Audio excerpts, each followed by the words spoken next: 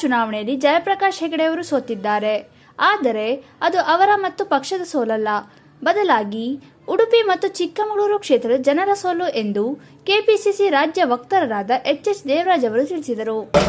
ಜನಸಾಮಾನ್ಯರ ಜೊತೆ ಒಡನಾಟವನ್ನು ಇಟ್ಕೊಂಡಿದ್ರು, ಕಾರ್ಯಕರ್ತರ ಜೊತೆ ಜನಸಾಮಾನ್ಯರ ಜೊತೆ ಒಡನಾಟವನ್ನು ಇಟ್ಕೊಂಡಂಥ ಅಭ್ಯರ್ಥಿ ಈ ಬಾರಿ ಆಯ್ಕೆ ಆಗಬೇಕಾಗಿದೆ. ಯಾಕೆಂದರೆ ಈ ಜಿಲ್ಲೆಯಲ್ಲಿ ಇದ್ದಂಥ ಜ್ವಲಂತ ಸಮಸ್ಯೆಗಳು ಜಯಪ್ರಕಾಶ್ ಹೆಗಡೆ ಅವರು ಒಂದು ರೀತಿ ಅಧ್ಯಯನ ಮಾಡಿದ ರೀತಿಯಲ್ಲೇ ಮಾತಾಡ್ತಿದ್ರು. ಬಹಿರಂಗ ಸಭೆಯಲ್ಲಿ ಮಾತಾಡ್ತಕ್ಕಂಥ ಸಂದರ್ಭದಲ್ಲಿ ಕಾರ್ಯಕರ್ತರನ್ನು ಉದ್ದೇಶಿಸಿ ಮಾತನಾಡ್ತಕ್ಕಂಥ ಸಂದರ್ಭದಲ್ಲಿ ಕೂಡ ಅವರೇನೋ ಒಂದು ಎಲ್ಲ ಸಮಸ್ಯೆಗಳು, ಅಡಿಕೆ ಬೆಳೆಗಾರ ಸಮಸ್ಯೆ ಇರ್ಬೋದು, ಕಾಫಿ ಬೆಳೆಗಾರ ಸಮಸ್ಯೆ ಇರ್ಬೋದು, ರೈತರ ಸಮಸ್ಯೆ ಇರ್ಬೋದು, ಮತ್ತು ಕಸ್ತೂರಿ ರಂಗನ್ ವರದಿ ಇರ್ಬೋದು, ಒತ್ತುವರಿ ಸಮಸ್ಯೆ ಇರ್ಬೋದು, ಮಲೆನಾಡಿನ ಮತ್ತು ಬಯಲುಸೀಮೆಯ ಒಟ್ಟಾರೆ ಸಮಸ್ಯೆಗಳನ್ನು ಒಂದು ರೀತಿ ಸ್ಟಡಿ ಮಾಡಿರ್ತಕ್ಕಂಥ ಒಬ್ಬ ವ್ಯಕ್ತಿಯಾಗಿ ನಮ್ಮ ಕಣ್ಣಿಗೆ ಕಾಣ್ತಾ ಇದೆ.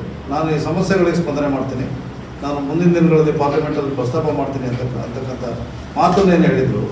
ಇವತ್ತು ಜಯಪ್ರಕಾಶ್ ಹೆಗಡೆ ಅವರ ಸೋಲು ಚಿಕ್ಕಮಗಳೂರು ಮತ್ತು ಉಡುಪಿ ಜನರ ಸೋಲು ಅಂತೇಳಿ ನಾನು ಭಾವಿಸ್ಕೊಂಡಿದ್ದೀನಿ.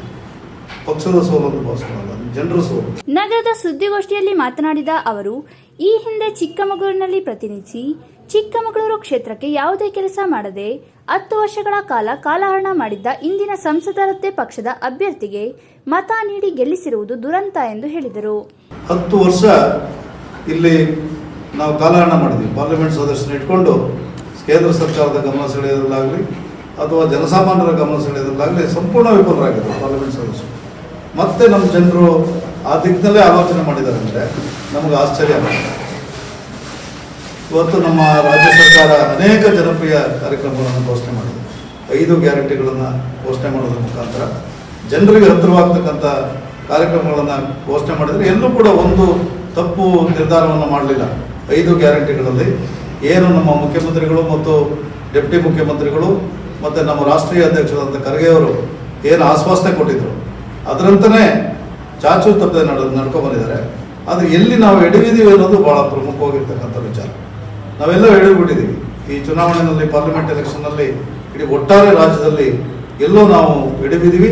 ಮತ್ತು ನಾವು ಎಲ್ಲೋ ನಮ್ಮ ಇದನ್ನು ಜನ ಒಪ್ಪಲಿಲ್ವೇನೋ ಅಂತ ನನ್ನ ಭಾವನೆ. ಯಾಕೆಂತಂದರೆ ಒಂದು ಸಂಘಟನಾತ್ಮಕವಾದಂಥ ಹೋರಾಟವನ್ನು ನಾವು ಪ್ರದರ್ಶನ ಮಾಡಲಿಲ್ಲ ಅಂತಕ್ಕಂಥ ಒಂದು ಗುಮಾನಿನೂ ಕೂಡ ನನಗಿದೆ. ನಾವು ಸಂಘಟನಾತ್ಮಕವಾದಂಥ ಹೋರಾಟವನ್ನು ಮಾಡಬೇಕಾಗಿತ್ತು. ಬರೀ ಚಿಕ್ಕಮಗಳೂರು ಜಿಲ್ಲೆಯಲ್ಲಿ ಮಾತ್ರ MLAಗಳ ಕ್ಷೇತ್ರದಲ್ಲಿ ನಾವು ಹಿಂದೆ ಹೋಗಿಲ್ಲ.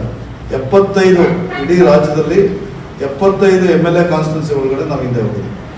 75 ಕಾನ್ಸ್ಟಿಟ್ಯೂನ್ಸಿ ಒಳಗಡೆ DK ಸುರೇಶ್ ಅಂತ ಒಬ್ಬ ಜನಪರವಾಗಿ ಕೆಲಸ ಮಾಡಿರ್ತಕ್ಕಂಥ ಮತ್ತು ಜನಾನರಾಗಿ ಪಾರ್ಲಿಮೆಂಟ್ ಸದಸ್ಯರು, ಅದು ಏಕ ವ್ಯಕ್ತಿ ಇಡೀ ರಾಜ್ಯದಲ್ಲಿ ರಾಜ್ಯವನ್ನು ಪ್ರತಿನಿಧಿಸಿದಂಥ ಒಬ್ಬ ಏಕ ಪಾರ್ಲಿಮೆಂಟ್ ಸದಸ್ಯರು, ಅವ್ರನ್ನೇ ಇವತ್ತು ನಾವು ಕಳ್ಕೊಂಡಿದ್ದೀವಿ. ಅವ್ರ ಸೋಲು ವಿಪರ್ಯಾಸ, ನಮಗೆ ಅರ್ಥನೇ ಆಗಲಿಲ್ಲ. ಸುದ್ದಿಗೋಷ್ಠಿಯಲ್ಲಿ ಲೋಕೇಶ್, ಹಿರೇಮಗಳೂರು ರಾಮಚಂದ್ರ, ಪುಟ್ಟೇಗೌಡ, ಅತಿಕ್ ಕೈಸರ್, ಸಂತೋಷ್ ಲಕ್ಯ ಉಪಸ್ಥಿತರಿದ್ದರು.